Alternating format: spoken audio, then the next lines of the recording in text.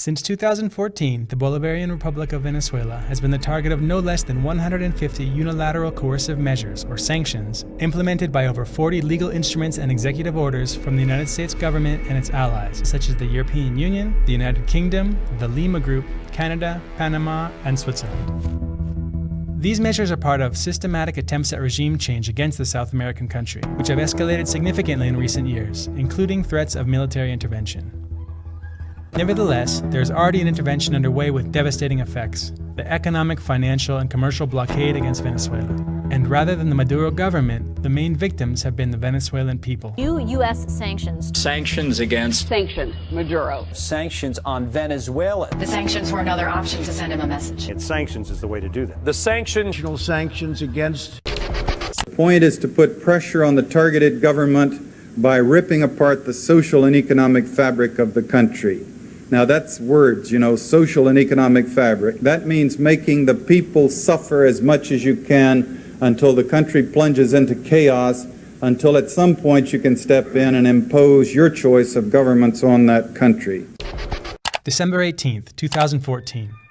The United States Congress approves the Venezuela Defense of Human Rights and Civil Society Act. The bill contemplates the freezing of assets belonging to individuals or companies in U.S. territory or under U.S. jurisdiction, as well as blocking dealings with Venezuelan state officials, entities, and companies. March 8th, 2015. The 2014 Act is elevated to Executive Order 13692, known as the Obama Decree, in which Venezuela is labeled an unusual and extraordinary threat to U.S. national security. This decree became the legal basis for all of the unilateral measures and sanctions applied since then. From May to December of 2016, banks such as Commerzbank in Germany, Novo Banco in Portugal, and JP Morgan in the US, alongside other companies, lend themselves to the commercial blockade, resulting in Venezuela facing growing difficulties to find intermediaries for its financial transactions. July to August 2017, Delaware Trust, PNC Bank, and Citibank, all U.S. financial institutions, refused to receive Venezuelan funds and forbid their clients from dealing with Venezuela. August 24th, 2017.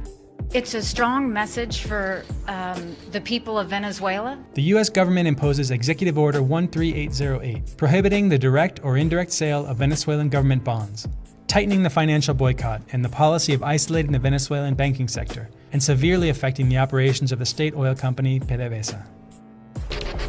August to December 2017. Bank of China, BDC Shandong, UBS Group, Deutsche Bank, and a number of Russian banks are pressured by the U.S. Treasury Department to shut down Venezuelan accounts and freeze money that was destined for imports of food, medicine, and other basic goods. Rating agency Standard & Poor's declares Venezuela to be in selective default. January to April 2018. Payments related to 11 government and PDVSA bonds totaling $1.2 billion cannot be made to creditors due to obstacles imposed by sanctions. The Trump administration blocks the repatriation of dividends from the Venezuelan U.S. oil subsidiary, Citgo. May 21st, 2018. A new executive order, 13835, escalates the economic blockade against Venezuela in response to Nicolas Maduro's re-election victory. Venezuela's President Nicolas Maduro has been declared winner of Sunday's election. The obstacles to transactions or renegotiation of debt are increased, targeting not only the Venezuelan government, but all state companies, among them the central bank and PDVSA. May to November 2018.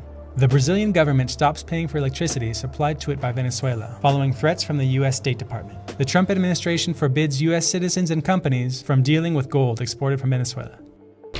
January 2019 to the present. The U.S. continues to escalate the economic strangulation, imposing new sanctions against sectors such as mining and institutions such as the central bank.